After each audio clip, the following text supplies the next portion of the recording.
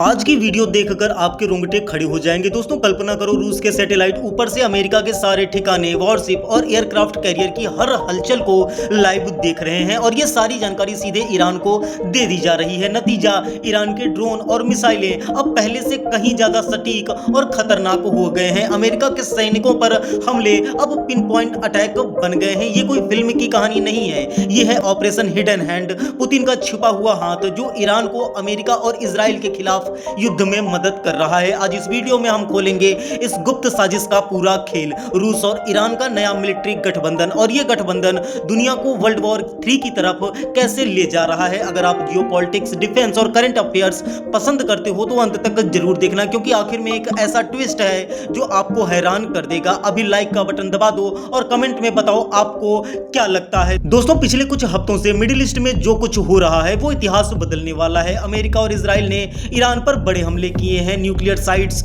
Missile base, naval जहाज सब target पर हैं। सैटेलाइट इमेज से साफ दिख रहा है कि कितना ज्यादा नुकसान ईरान को हो चुका है। लेकिन अचानक ईरान के हमले ज्यादा सटीक हो गए। कुवैत में एक अटैक में 6 अमेरिकी सैनिकों को मार दिया गया। दूसरे बेस पर भी सटीक हमले ईरान द्वारा किए जा रहे हैं। अब सवाल यह है कि ईरान को इतनी सटीक जानकारी कहां से मिल रही है, क्योंकि wall street journal, Asia times और वेस्टर्न इंटेलिजेंस के मुताबिक जवाब है रूस। सवाल यह आता है कि रूस ईरान को दे क्या रहा है, तो जवाब यह है हाई रेजोल्यूशन सैटेलाइट इमेज, अमेरिकी फोर्सेस की सटीक लोकेशन, वॉरशिप कहां पे है, एयरक्राफ्ट कहां पे है और इनके बेसेस कहां पे है, और इसके साथ ही शायद ड्रोन्स के अपग्रेडेड पार्ट्स और नेविगेशन सिस्टम जो यूक्रेन में इस्तेमाल हुए ड्रोन स्वार्म टैक्टिक की ट्रेनिंग्स भी प्रोवाइड की जा रही है। ये सब मिलकर ईरान के हमले को बहुत ज्यादा घातक बना रहा है। क्या आप जानते हैं रूस ने तो ये ऑफर भी दे दिया है कि अगर अमेरिका यूक्रेन में मदद बंद कर दे तो ईरान को ये जानकारी देना रूस बंद कर देगा, लेकिन वॉशिंगटन ने साफ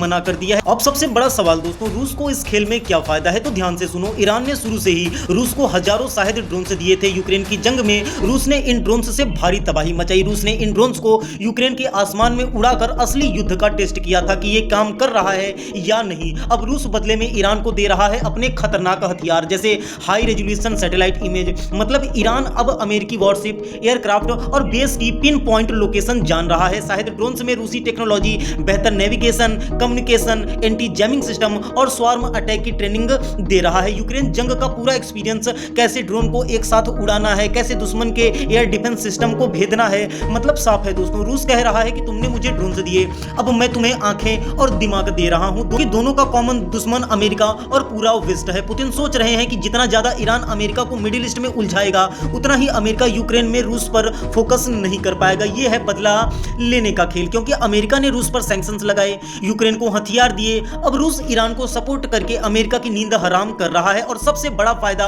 रूस और ईरान मिलकर अपना ड्रोन एम्पायर बना रहे हैं। रूस में शायद ड्रोन की फैक्ट्री चल रही है, ईरान को रूसी अपग्रेडेड वर्जन मिल रहे हैं। दोनों मिलकर वेस्ट को सस्ते लेकिन घातक ड्रोन से चुनौती दे रहे हैं। ये कोई छोटा मोटा सौदा नहीं है, ये है दुनिया के 2 मोर्चों पर एक साथ वॉर, यूक्रेन में रूस और मिडिल ईस्ट में ईरान। इसलिए दोस्तों कमेंट में जल्दी बताओ, क्या रूस ईरान को सपोर्ट करके सही कर रहा है? क्या ये गठबंधन अमेरिका को सच में कमजोर कर देगा? आपको क्या लगता है, पुतिन का ये हिडन हैंड आगे और लंबा चलेगा या इस युद्ध के बाद समाप्त?